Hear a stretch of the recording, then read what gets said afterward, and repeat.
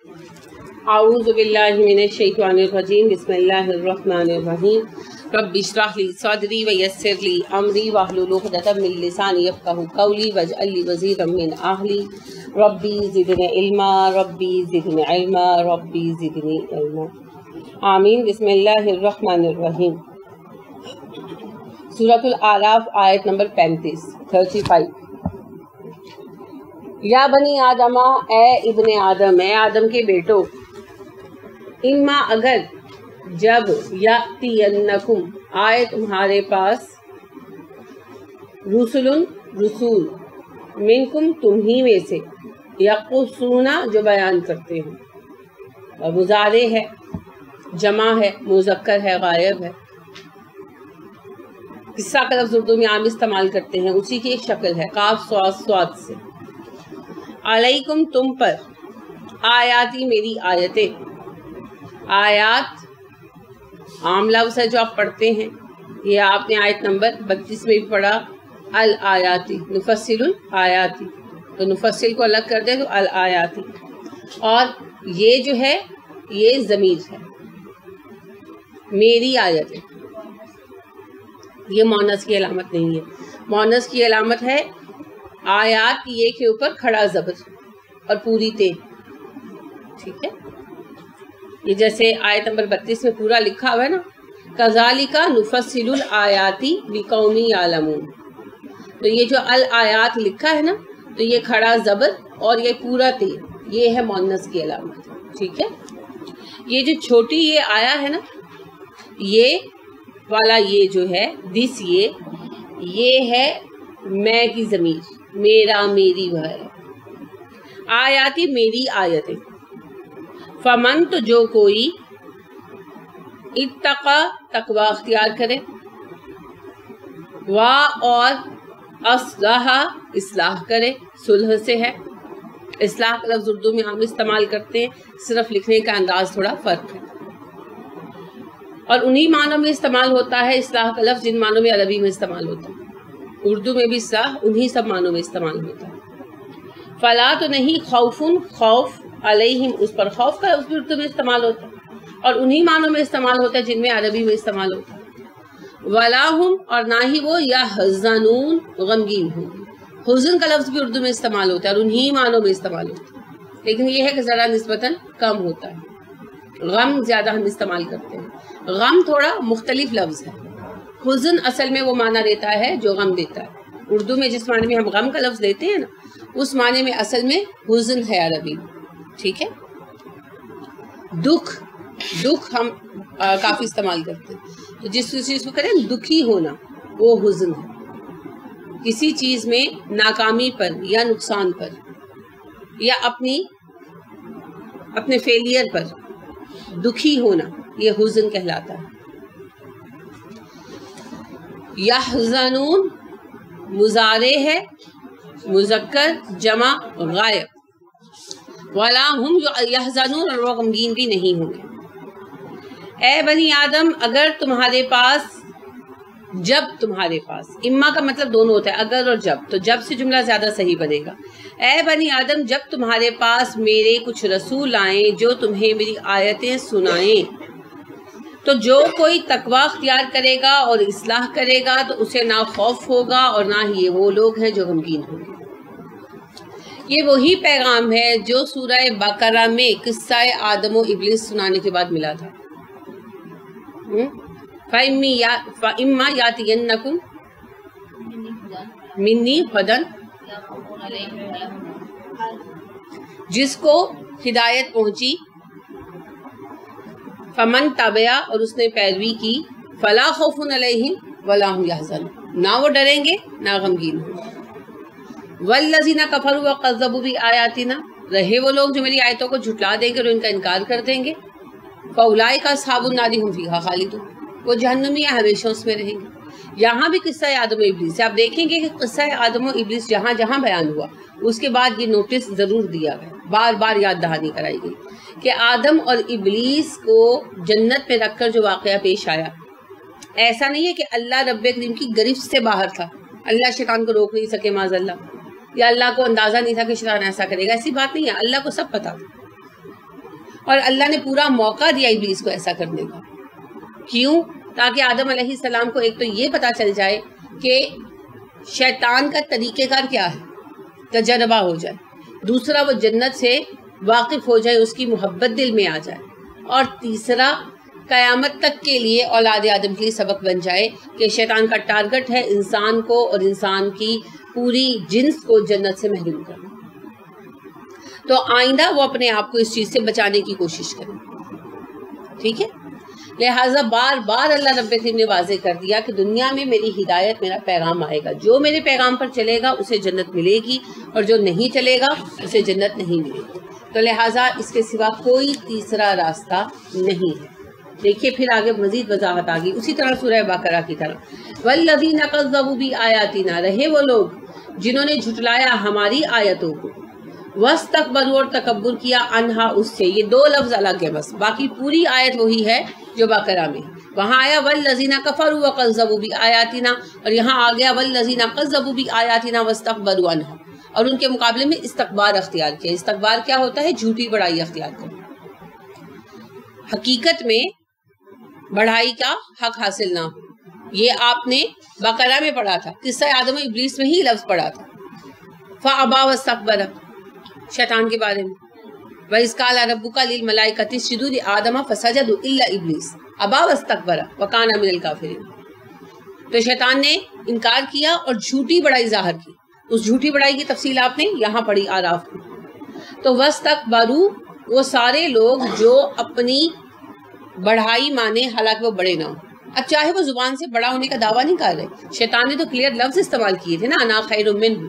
کوئی نہیں کہہ رہا، کوئی ویسے بڑا عاجز ہے، بڑا جھکا ہوا ہے، زمین پر اپنے آپ کو گھسیٹتا پھرتا ہے، لیکن اگر وہ اللہ کی ہدایت کے مقابلے میں اپنے طریقے کو صحیح قرار دیتا ہے یہ استکبار ہے. اگر وہ اللہ کی ہدایت کے مقابلے میں اپنے آباء و اجداد کو صحیح قرار دیتا ہے یہ استکبار ہے. جیسے اب دیکھیں ہمارا جو صوفی طبقہ ہے، عام طور پر وہ ملامت کو پسند کرتے ہیں، یعنی اپنے آپ کو ملامت کرنے کو پسند کرتے ہیں، اور ان کا فلسفہ یہ ہے کہ ہم سب سے بدتر ہیں، ہم کتوں سے بھی بدتر ہیں، ہم جانوروں سے بھی بدتر ہیں، ہمارے اندر ایگو نہیں ہے. اب بظاہر تو لگتا ہے بڑے عاجز ہیں، لیکن اصل عاجزی کیا ہے؟ اللہ کے حکم پر سر جھکانا. عجز کسی کا اپنی پازیٹیو پرسنالٹی کے انکار کا نام نہیں ہے. یعنی ایک انسان کی حیثیت سے اللہ نے جو عزت ہمیں دی ہے اس کے انکار کا نام عاجزی نہیں ہے. جیسے لوگ جوش میں آ کر کہتے ہیں ہم مدینے کے کتے ہیں، تو یہ سخت اللہ کے دیے ہوئے مقام کی تذلیل ہے، یہ شیطان کا جال ہے. اللہ نے ہمیں کتا نہیں بنایا، اللہ نے ہمیں آدم بنایا اور فرمایا وَلَقَدْ كَرَّمْنَا بَنِي آدم، ہم نے بنی آدم کو معزز کیا. تو اسی بات پر غصے میں آ گئے اسماعیل یونس جو ہیں، عالم ہیں بڑے اچھے. تو پیس ٹی وی کا ان کا ایک لیکچر تھا، تو انہوں نے کہا کہ یہ بہت بری بات ہے، اور وہ کہتے ہیں ہم مدینے کے کتے، تو مدینے میں تو کتے ہی نہیں ہوتے. صحیح کہتے ہیں وہ کتے. غصہ آ گیا ان کو، کیونکہ دیکھیں یہ تذلیل ہے، اللہ کے دیے ہوئے مقام کی تذلیل ہے. ٹھیک ہے؟ تو اللہ رب کریم نے ہمیں جو مقام دیا ایک انسان کی حیثیت سے، اس کا انکار کرنا اور اپنے آپ کو گرانا اور گھٹیا حرکتیں کرنا، جیسے اپنے آپ کو چوہوں اور درختوں اور پیڑ پودوں سے بھی حقیر سمجھنا، سانپوں سے حقیر سمجھنا، جو بیچارے ریپٹائلز ہیں ان سے اپنے آپ کو حقیر سمجھنا، یہ عاجزی نہیں ہے. عاجزی ہے جہاں حق سامنے آئے وہاں سر جھکا دے، چاہے اپنا فلسفہ ہو، چاہے ماں باپ کا دیا ہوا سبق ہو، چاہے کتاب کا دیا ہوا نظریہ ہو، چاہے وہ ملک کا قانون ہو. جو چیز مذہب کے اگینسٹ ہے وہاں آپ مذہب پر چلیں اور اپنا سر تسلیم کے طور پر جھکا دیں، تب آپ عاجز قرار پائیں گے. جیسے اللہ نے ابراہیم کے بارے میں ارشاد فرمایا نا، وَإِذْ قَالَ لَهُ رَبُّهُ أَسْلِمْ قَالَ أَسْلَمْتُ لِرَبِّ الْعَالَمِينَ. جب کہا ہم نے ابراہیم جھک جا، ابراہیم نے کہا میں رب العالمین کے لیے جھکا ہوا ہوں. یہ عاجزی ہے. اور اس کا الٹ استکبار یا تکبر. استکبار ذرا زیادہ واضح لفظ ہے. تکبر یا استکبار، ان دونوں کا معنی ہے حق کے مقابلے میں تکبر کرنا. حق کے مقابلے میں اپنے نظریے کو، اپنے والدین کے طریقے کو، اپنی تھیریز کو صحیح قرار دیں. اب ضروری نہیں کہ لفظ یہ کہا جائے کہ جی میرے والدین صحیح ہیں. جب آپ سامنے قرآن رکھتے ہیں, حدیث رکھتے ہیں, طرز صحابہ رکھتے ہیں اور جواب ملتا ہے کہ یہ تو ٹھیک ہے لیکن ہمارے بڑے ایسا کرتے آئے ہیں, تو یہ ہے استکبار. اگر اس پر جم گئے خدا نہ خواستہ تو پھر تو شیطان کا راستہ پکڑ لیا. اگر باز آ گئے تو انشاءاللہ ہدایت پائیں گے. ٹھیک ہے. آپ سے کل بھی میں نے حدیث ڈسکس کی کہ رسول اکرم صلی اللہ علیہ وسلم نے ارشاد فرمایا جس کے سینے میں رائی برابر تکبر ہوگا وہ جنت میں نہیں جائے گا. اور انفارچونیٹلی یہاں پر حدیث چھوڑ دی جاتی ہے, حالانکہ مکمل حدیث ہے. اگر پوری حدیث بیان کی جائے تو لوگوں کی ایک بڑی تعداد ہدایت پر آ جائے, اسی لیے بیان نہیں کرتے, دکانیں بند ہو جائیں گے. تو رسول اکرم صلی اللہ علیہ وسلم کے اس فرمان پر ایک صحابی نے عرض کیا اللہ کے نبی صلی اللہ علیہ وسلم ہم میں سے ہر شخص کو اچھا لگتا ہے کہ میرے کپڑے اچھے ہوں, میرے جوتے اچھے ہوں, تو کیا یہ تکبر ہے؟ آپ صلی اللہ علیہ وسلم نے فرمایا نہیں, اللہ جمیل ہر جمال کو پسند کرتا ہے.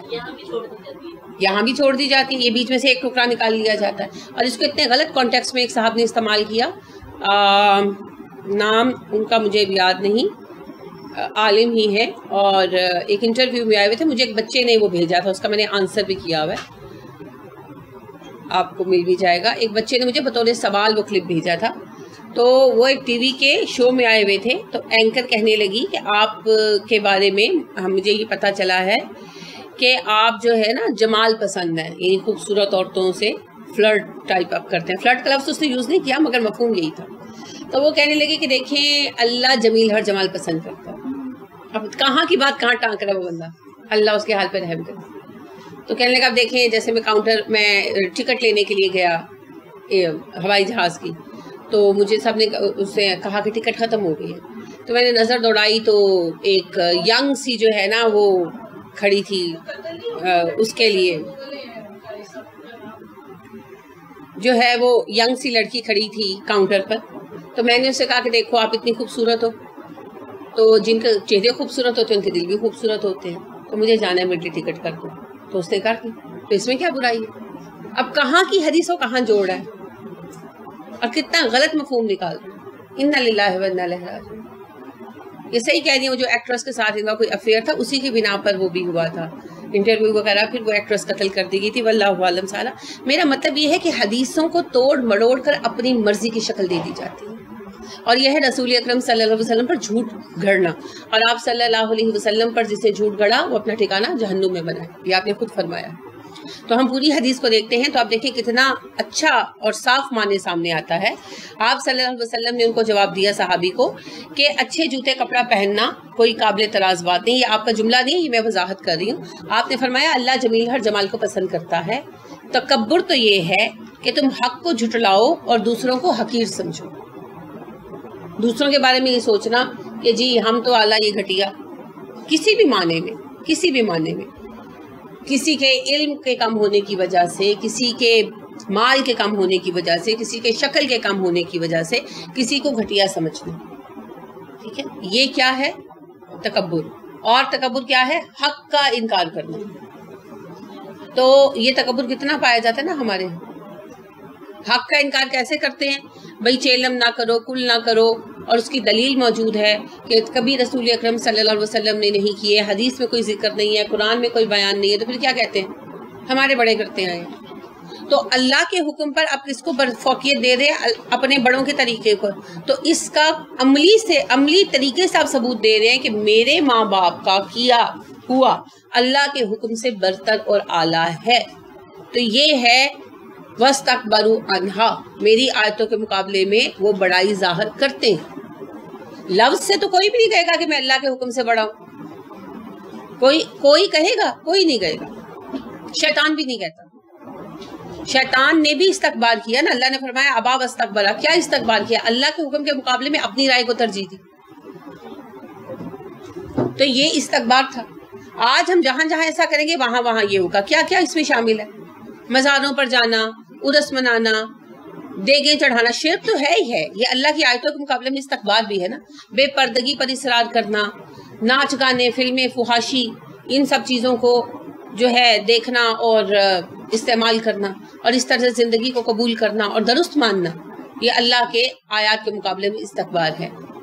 اپنی زندگی میں جو ہم نے اپنی عبادت کے طریقے بنا رکھے ہیں، وظیفے، طرح طرح کی نمازیں اور قرآن خوانی اور یہ محفل میلاد، یہ سب چیزیں وہ ہیں جو قرآن سے ثابت نہیں ہیں، احادیث سے ثابت نہیں ہے، رسول اکرم صلی اللہ علیہ وسلم یا آپ کے صحابہ نے کبھی ان پر عمل نہیں کیا. یہ ساری چیزیں اللہ کی آیتوں کے مقابلے میں اپنے طریقے کو صحیح ماننا ہے. تو یہ کیا ہے؟ استکبار. جب تک پتہ نہیں ہے تب تک تو وہ کفر و شرک یا بدعت ہے نا، جو کرائٹیریا ان کا ہے. لیکن جب پتہ چل جائے، پتہ چلنے کے بعد اگر ان کو تسلیم نہیں کیا اور منہ موڑ لیا تو تب یہ ہے وَاسْتَكْبَرُوا عَنْهُ. ٹھیک ہے؟ تو صرف یہ کہنا کہ جی میں قرآن پڑھتا ہوں، میں کلمہ پڑھتا ہوں، تو کلمہ تو قادیانی بھی پڑھتے ہیں نا، اشہدو ان لا الہ الا اللہ اشہدو ان محمد عبدہ و رسولہ پڑھتے ہیں. تو ان کو ہم اقلیت مانتے ہیں. صحیح مانتے ہیں کہ غلط مانتے ہیں؟ ہم ان کو اقلیت مانتے ہیں. تو ہمارا یہ ان کے بارے میں رویہ صحیح ہے کہ غلط ہے؟ صحیح ہے نا. تو کلمہ پڑھتے ہیں پھر بھی غلط ہیں تو ہم کہتے ہیں نا غلط ہے، کوئی ظلم تو نہیں ان پہ کر رہے.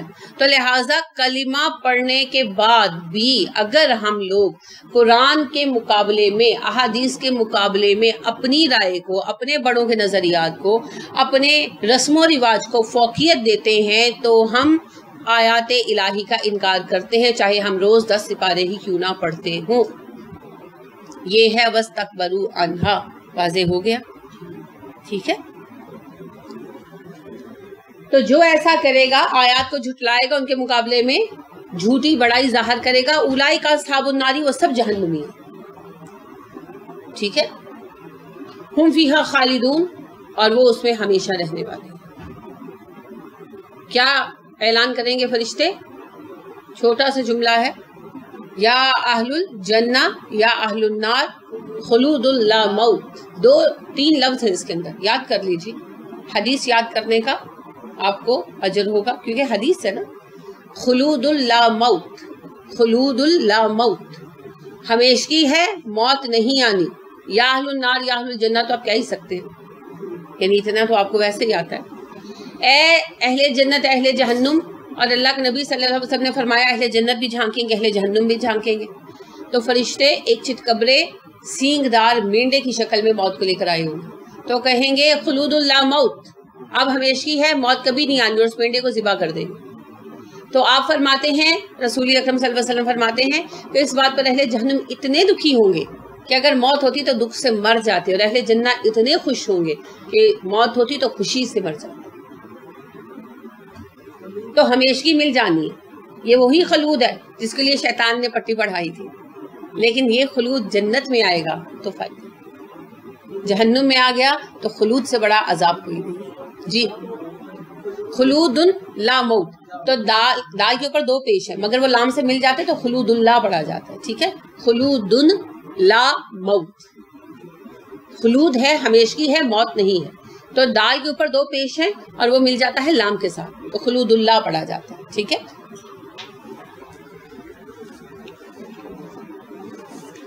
یہاں تو جو بھی تکلیف ہے وہ گزر جانی ہے نا، یہ سب سے پازیٹیو پہلو ہے. وہ میر درد کا شعر بھی ہے، وہ کہتے ہیں اب تو گھبرا کے ہی کہتے ہیں کہ مر جائیں گے، مر کے بھی چین نہ پایا تو کدھر جائیں گے. انہوں نے تو خیر عشق کے معنی میں کہا ہے، لیکن حقیقت یہی ہے کہ اگر ہمیشگی کی زندگی ہوئی اور بائیں طرف والوں میں ہو گئی خدا نخواستہ تو پھر کیا. تو لہٰذا دائیں طرف والوں میں ہونے کے لیے ہمیں کوشش کرنی. فمن تو کون ہے، اظلم زیادہ بڑا ظالم. اظلم کیا ہے؟ کیا ہے؟ فعل ہے، اسم ہے، کیا ہے؟ فعل ہے. کیسے فعل ہے؟ ثابت کریں. مبالغے کا صیغہ ہے، سپرلیٹیو ہے. سپرلیٹیو کس چیز کا ہوتا ہے؟ اسم کا کہ فعل کا؟ اسم کا ہوتا ہے. کیسے؟ اردو میں آپ نے کیا ہوا ہے، انگلش میں بھی کیا ہوا ہے. ڈگریز نہیں کی، ڈگریز نہیں کی.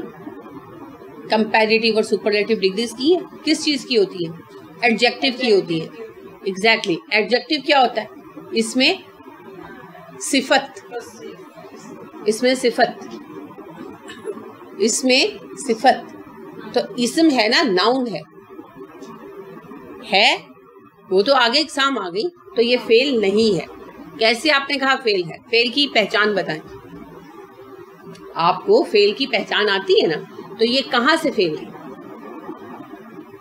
یہ عربی والا فعل نہیں ہے، یہ آپ اردو والا فعل ہے ٹھیک ہے. لہذا اظلموا جو ہے یہ اسم ہے کیونکہ یہ سپرلیٹو ہے. سپرلیٹو کیا ہوتا ہے؟ اس میں صفت کی اعلیٰ ترین شکل، ٹھیک ہے، سب سے بڑی خوبی، بیسٹ والی فارم. بالکل بالکل بالکل، گڈ بیٹر بیسٹ تین ہوتی ہے نا. تو ایڈجیکٹو کی صفت کی سب سے شدت والی شکل ہے. اظلموا سب سے بڑا ظالم. اکبرو کا وزن نظر نہیں آیا آپ کو؟ اکثرو کا وزن نظر نہیں آیا،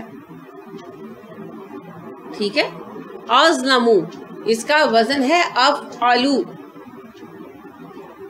یہ دو آپ کو یاد ہو جانے چاہیے. ویسے تو سپرلیٹو کے کچھ اور اوزان بھی ہیں مگر قرآن میں دو کثرت سے استعمال ہوئے ہیں، ایک افعلو اور ایک تفعیل. اکبرو تکبیر دونوں ہی مبالغہ ہیں، دونوں ہی سپرلیٹو ہے. فمن اظلموا تو کون بڑا ظالم ہے، ممن اس شخص سے جو، من اور من ہے، یہ پتہ ہے آپ کو. ممن جو ہے من اور من تو نون حذف ہو گیا، نون بیچارہ اکثر ہی گر جاتا ہے ممن اس سے جو افطرا گھڑ لے علی اللہ اللہ پر کذبن جھوٹ، او یا پھر کذبا وہ جھٹلائے. اب ذال کے اوپر شد آئی شدت اظہار کے لیے، ورنہ کذبا بھی ہو سکتا تھا. کذبا وہ پورے زور سے جھٹلائے، بھی آیاتی ہی اس کی آیات کو. فمن اظلم ممن افترا علی اللہ کذبا او کذب بآیاتی. جھوٹ بولنا اور جھٹلانا بات تو ایک ہی ہے کہ فرق ہے دونوں میں، ایک ہی بات ہے. لیکن جب کوئی کسی دوسرے کو جھوٹا قرار دیتا ہے تو شد و مد کے ساتھ قرار دیتا ہے، اسی لیے یہاں شدت اظہار کا صیغہ ہے کذبا. سب سے بڑا ظالم وہ شخص ہے جو اللہ پر جھوٹ گڑے یا پھر اس کی آیتوں کو جھٹلا دے. یہ اوپر کی بات کی ہی وضاحت ہے کہ جہنم میں ہمیشگی اس لیے ملے گی کہ انہوں نے اللہ کی آیتوں کا انکار کیا اور ان کو جھٹلا دیا، اور یہی سب سے بڑا گناہ ہے. اب جھٹلانے کے لیے ضروری نہیں ہے کہ آپ یہ کہیں کہ قرآن اللہ کی کتاب نہیں ہے تبھی جھٹلانا ہوگا. بہت دفعہ ہم ڈسکس کر چکے ہیں. سب سے بدترین کفر یہ ہے کہ بھئی یہ اللہ کی کتاب ہی نہیں ہے. اس کے بعد یہ اللہ کی کتاب تو ہے لیکن قابل عمل نہیں ہے، 1400 سال پرانی ہو گئی. اور اس کے بعد جس میں اکثریت مبتلا ہے اور جو آج عام ہے وہ یہ ہے کہ یہ اللہ کی کتاب ہے، اس پر عمل بھی یقیناً ہونا چاہیے. لیکن آج کل حالات نہیں ہیں، زمانے کا چلن بدل گیا ہے. جب اسلام پاکستان میں نافذ ہوگا تب ہم اسلام پر عمل کریں گے. لیکن جب قرآن اترا اور اس کے جو اولین مخاطب تھے ان کے لیے کسی اسٹیٹ گورنمنٹ نے قرآن نافذ نہیں کیا تھا. انہوں نے خود اپنے اوپر قرآن لاگو کیا اور اس کے لیے کتنی دکھ اٹھائے، کتنی تکلیفیں اٹھائیں. اگر ہم یہاں قرآن پر عمل کریں جتنا بھی ہم کر رہے ہیں اور اللہ ہمیں توفیق دے ہم مزید کریں تو کس نے فٹے منہ بھی کبھی کہا ہے؟ نہیں کہا نا. صرف چند جاہل لوگ ایسے ہوتے ہیں جو مذاق اڑا لیتے ہیں، وہ بھی بہت کم. اکثریت کیا کرتی ہے؟ عزت کرتی ہے. اکثریت عزت کرتی ہے. میں نے یہ بات دیکھی، اکثر مجھے یہ بات سننے میں لوگوں سے آئی کہ ہمیں پردے کی وجہ سے ڈسکریمنیٹ کیا جاتا ہے. میں اس بات سے شدت سے اختلاف کرتی ہوں. مجھے تو کبھی نہیں تجربہ ہوا، کبھی یہ تجربہ نہیں ہوا. ایک آدھ دفعہ یہ ضرور ہوا کہ دکانداروں نے ان پڑھ یا ایجڈ سمجھا، یعنی کہ بزرگ عورت سمجھ کر بات سمجھانے کی کوشش کی کہ شاید اس کو پتہ نہیں. لیکن وہ ایک غلط فہمی ہے. وہ تو کسی بھی وجہ سے ہو سکتی ہے، کیونکہ میں نارملی پنجابی بولتی ہوں تو ہو سکتا ہے میرے پنجابی بولنے سے ہوا ہو، ضروری تو نہیں وہ پردے سے ہی ہوا ہو. بالکل. اور کبھی بھی کسی نے اس وجہ سے نہیں حقیر سمجھا کہ میں پردہ کرتی ہوں. میں نے اس چیز کو کبھی بھی ایکسپیرینس نہیں کیا، کبھی بھی نہیں کیا الحمدللہ. اور یعنی الحمدللہ میں YMCA جب میں نے جوائن کیا ہوا تھا وہاں میں اکیلی لڑکی تھی جو میں پردہ کرتی تھی اور سارے میری بہت عزت کرتے تھے اور کبھی کسی نے مجھے یہ نہیں کہا کہ تم کیوں آ گئی ہو یہاں پر ہمارے ماں بہن. حالانکہ ظاہری بات ہے وہاں سب آرٹ سے ریلیونٹ بچے تھے اور جو ہے NCA کے بچے تھے یا یہ Punjab University fine arts department کے بچے تھے، تو آپ کو پتہ ہے سب سے زیادہ فیشنیبل ہوتے ہیں. لیکن کبھی کسی نے میرے ساتھ یہ نہ سوال کیا اور نہ کبھی کسی نے مجھے حقارت کی نظروں سے دیکھا، بلکہ میرے لیے ایک خاص قسم کا احترام والا رویہ تھا، لڑکوں میں بھی لڑکیوں میں بھی، ایون میرے ٹیچر میں بھی. سب ہمارے ذہنوں کی باتیں، یہ ہمارے اندر کا احساس کمتری. ہم صحیح بول نہیں پاتے یا اور کوئی بات ہوتی ہے جس پر کوئی ہنس پڑتا ہے، ہمارے اندر یہ شبہ سر اٹھاتا ہے کہ میرے پردے پہ ہنسا. اور فرض کریں اگر کوئی ہنسا بھی ہے، let's suppose for a while, تو یہ تو اس کی جہالت. کسی کے جاہلانہ رویے کو کیا کریں؟ ٹھیک ہے. تو لہذا اللہ رب کریم کے احکامات کو کسی بھی شکل میں ناقابل قبول رکھنا، چاہے قرآن کا وحی ہونے سے انکار کر دیں، چاہے قرآن کو مانے اور عمل پر تیار نہ ہو، اور چاہے یہ کہیں کہ جب سب حالات ٹھیک ہوں گے تب ہم عمل کریں گے، یہ تینوں ہی شکلیں آیات کو جھٹلانے کی ہیں.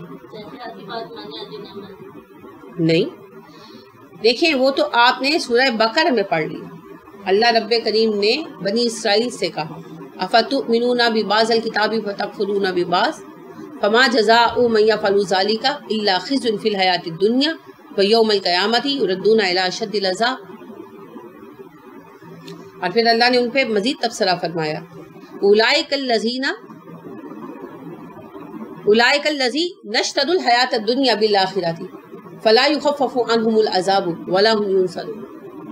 جنہوں نے کچھ کتاب کو اپنایا کچھ کو ٹھکرایا، تو یہ وہ لوگ ہیں جنہوں نے جہنم خرید لی، دنیا کے بدلے میں، دنیا کو آخرت کے بدلے میں خریدا. نہ ان کا عذاب ہلکا ہوگا، نہ کبھی ان کو مدد دی جائے گی، ان کے مستقل جہنم. اب آپ جو سوال کر رہے ہو وہ یوں نہیں ہونا چاہیے کہ کچھ پر عمل کریں کچھ پر نہ کریں، وہ تو گناہ ہے. عمل یہ ہونا، سوال یہ ہونا چاہیے کہ جب ہم تبدیلی کی طرف آتے ہیں تو گریجول سٹیپ ہوتے ہیں. ٹھیک ہے، ایک رات میں ہم توبہ کر سکتے ہیں، ایک رات میں ہم متقی نہیں بن سکتے.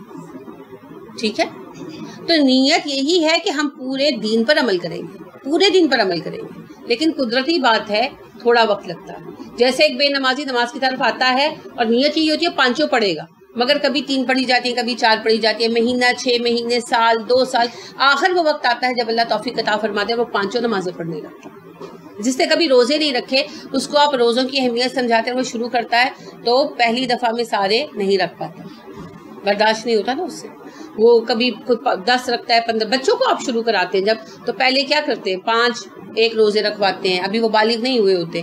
پھر آپ ان کو 1-2 سال پہلے تیاری شروع کراتے ہیں، پھر 15 رکھواتے ہیں، پھر ایک آلٹرنیٹ کر کے رکھواتے ہیں، اور پھر اس کی بلوغت ہو جاتی ہے تو پھر آپ اسے پورے رکھواتے ہیں. ایسے ہی ہوتا ہے. تو ہر چیز جو ہے نا وہ گریجولی ہوتی ہے. اگر آپ نے پڑھنا شروع کیا، آپ نہیں پڑھی ہوئی، آپ اس ایج میں کہتی ہیں میں نے پڑھنا ہے، تو کیا آپ پہلے دن ہی بیٹھ کر اردو میں منٹو کو، انگلش میں شیکسپیئر کو پڑھ لیں گے؟ نہیں، پہلے آپ قاعدے سے شروع کریں گے، پھر الف بے کے بعد جوڑ کرنا سیکھیں گے، پھر آپ چھوٹی چھوٹی کتابیں پڑھیں گے، بچوں کی کہانیاں پڑھیں گے، پھر آپ گریجولی ترقی کریں گے. تو ہر ترقی گریجول ہوتی ہے، دین میں بھی گریجول ہوتی ہے. لیکن نیت یہی ہے کہ ہم پورے دین پر عمل کریں گے، اور جلد از جلد پورے دین پر عمل کرنے کی کوشش بھی ہم کریں. وہ پھر آپ کی بے قراری سے نظر آ جاتی ہے. اگر آپ بیوٹیشین کا کورس کرنے جائیں تو پہلے دن آپ سب کچھ سیکھ جائیں گے؟ نہیں، ہفتہ بھر تو وہ آپ کو دھاگا پکڑنا، ٹویزر پکڑنا سکھاتے ہیں، برش پکڑنا سکھاتے ہیں، اور 2-2.5 سال بعد جا کر آپ ایک اچھے میک اپ آرٹسٹ بن سکتے ہیں. تو ہر چیز کی طرح دین میں بھی گریجول طریقہ ہے، تدریج ہے. لیکن عمل کی بنیاد نیت پر ہے نا. نیت یہ ہے کہ ہم نے پورے دین پر عمل کرنا ہے. پھر اگر خدا نخواستہ پوری طرح شرح صدر ہونے سے پہلے، تزکیہ نفس ہونے سے پہلے موت بھی آ گئی تو اللہ معاف کر دیں گے.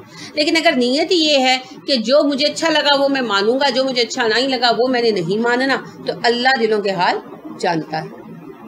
ٹھیک ہے، اللہ علیم بذات الصدور، جو تمہارے دلوں کے راز ہے وہ بھی رب جانتا ہے. تو اگر ہم بدنیتی کر رہے ہیں تو پھر چاہے ہم دنیا کے سامنے کتنے بڑے متقی عالم ہوں، پھر ہمیں قیامت کے دن جوتے پڑیں گے، اور وہی سزا ملے گی جو افتؤمنون ببعض الکتاب وتکفرون ببعض کی بیان کر دی گئی ہے بقرہ. ٹھیک ہے، تو دین کی طرف آتے ہوئے تو وقت لگتا ہے، لائف سٹائل بدلتے ہوئے وقت لگتا ہے، اپنے آپ کو چینج کرتے ہوئے وقت لگتا ہے، کیونکہ عادت ایک دن میں نہیں بدلتی، ٹھیک ہے، نیت صحیح ہونی چاہیے۔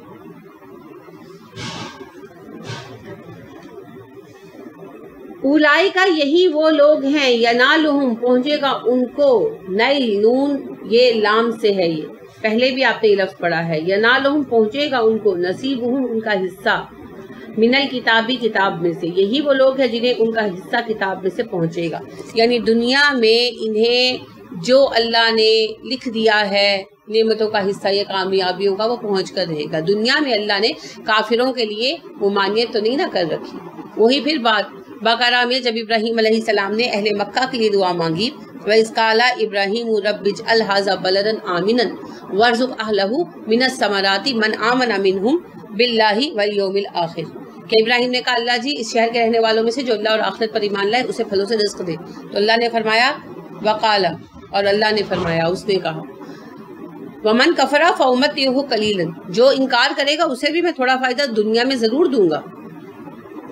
پھر اس کے بعد کیا کیا جائے گا؟ ثُمَّ أَضْطَرَّهُ إِلَىٰ عَذَابِ النَّارِ وَبِئْسَ الْمَصِيرُ، ہاں مرنے کے بعد اسے میں جہنم کی آگ کی طرف دھکیلوں گا، اور یہ ہے بدترین بدلہ یا بدترین ٹھکانہ۔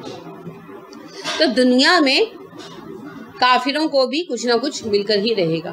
ابھی آپ نے سورہ انعام میں بھی کل پڑھا کہ اللہ نے فرمایا دنیا کی نعمتیں مومنوں کے لیے ہیں اور آخرت کی صرف مومنوں کے لیے ہیں۔ تو دنیا کی مومنوں کے لیے اور آخرت کی صرف مومنوں کے لیے کا مفہوم بھی یہی ہے کہ دنیا میں کافروں کو بھی کچھ نہ کچھ اپنی محنت کے مطابق ملے گا۔ تو اللہ نے یہی فرمایا یہ وہ لوگ ہیں کہ دنیا میں انہیں اپنے نصیب کے مطابق کچھ نہ کچھ مل جائے گا، جو اللہ نے لکھ لیا ہے یا جس کے لیے انہوں نے محنت کر لی۔ حتیٰ یہاں تک کہ اذا جب جاءتہم آئیں گے ان کے پاس رسولنا ہمارے فرشتے، یتوفونہم جو فوت کر دیں گے ان کو، قالوا وہ کہیں گے اینا کہاں ہے ما جن کو کنتم تھے تم تدعونا پکارتے من دون اللہ اللہ کے سوا۔ یہاں تک کہ جب ہمارے بھیجے ہوئے فرشتے ان کی روح قبض کرنے کے لیے آئیں گے اور وہ ان کی روح قبض کر لیں گے، انہیں فوت کر دیں گے، اس وقت فرشتے ان سے سوال کریں گے روح قبض کرتے وقت، اب بتاؤ کہاں ہے وہ جنہیں تم اللہ کو چھوڑ کر پکارا کرتے تھے؟ قالوا وہ کہیں گے ضلوا گم ہو گئے انا ہم سے، وشہدوا اور وہ گواہی دیں گے علی انفسہم اپنے نفسوں کے خلاف، انہم بے شک وہ کانو تھے کافرین کافر، اور اس وقت وہ مرنے والے کفار کہیں گے کہ وہ ہم سے کھو گئے، اور وہ گواہی دیں گے اپنے نفسوں کے خلاف اس بات پر کہ انہوں نے کفر کا ارتکاب کیا ہے، مانیں گے اس وقت۔ ٹھیک ہے، اب اس میں ایک کرو تو وہ ہے نا جو سرے سے ہی کافر ہے، وہ تو واضح ہے، اور اس کے بعد وہ لوگ جنہوں نے اسلام کا کلمہ پڑھا اور قرآن کا انکار کر دیا، جو ساری زندگی شرک میں مبتلا رہے، بزرگوں سے امید لگائی رکھی بخشوا لیں گے، اور انہی کے آستانوں کو چمٹے رہے اور قرآن کو نہ پڑھا نہ سمجھا نہ اپنایا، نہ اپنی زندگیاں قرآن کے مطابق ڈھالنے پر تیار ہی ہوئے، تو سب اسی میں شامل۔ کیونکہ صرف زبان سے کہنے کا نام ایمان نہیں ہے، ایمان نام ہے زبان کے اقرار، دل کے یقین اور جوارح کے عمل کا۔ جی، عمل بالجوارح، ہمارے اعضاء کے عمل کا۔ اگر مجھے یہ یقین ہے کہ صحیح دین قرآن ہے تو پھر قرآن پر عمل سے مجھے کون روک سکتا ہے؟ کوئی نہیں روک سکتا۔ دیکھیں ہمیں یقین ہے نا کہ پیسہ فائدہ مند چیز ہے، تو کہیں گرا پڑا بھی نظر آئے تو دوڑتے ہیں، نیچرل بات ہے نا، گرا پڑا بھی نظر آئے تو اٹھا لیتے ہیں نا۔ اسی طرح آپ دیکھیے کہ اگر قرآن مجید کے دیے ہوئے دین پر ہمیں اعتبار ہو کہ قرآن مجید کا دیا ہوا یہ دین بالکل صحیح ہے، تو پھر ہم اس پر عمل میں کوتاہی نہیں کریں گے۔ تو جسے یہ یقین ہے کہ قرآن اللہ کی کتاب ہے اور اللہ کا بنایا ہوا قانون بالکل صحیح ہے، اس کے لیے کیسے یہ ممکن ہے کہ وہ اس صحیح دین کو چھوڑ کر، صحیح طریقے کو چھوڑ کر لوگوں کے بنائے ہوئے طریقے پر چلے؟ نہیں ممکن نا۔ تو لہٰذا جب کوئی ایسا کرتا ہے تو زبان سے خواہ وہ کچھ بھی کہتا ہو، وہ اپنے عمل سے ظاہر کرتا ہے کہ مجھے اس طریقے پر اعتماد نہیں، مجھے قرآن پر اعتماد نہیں۔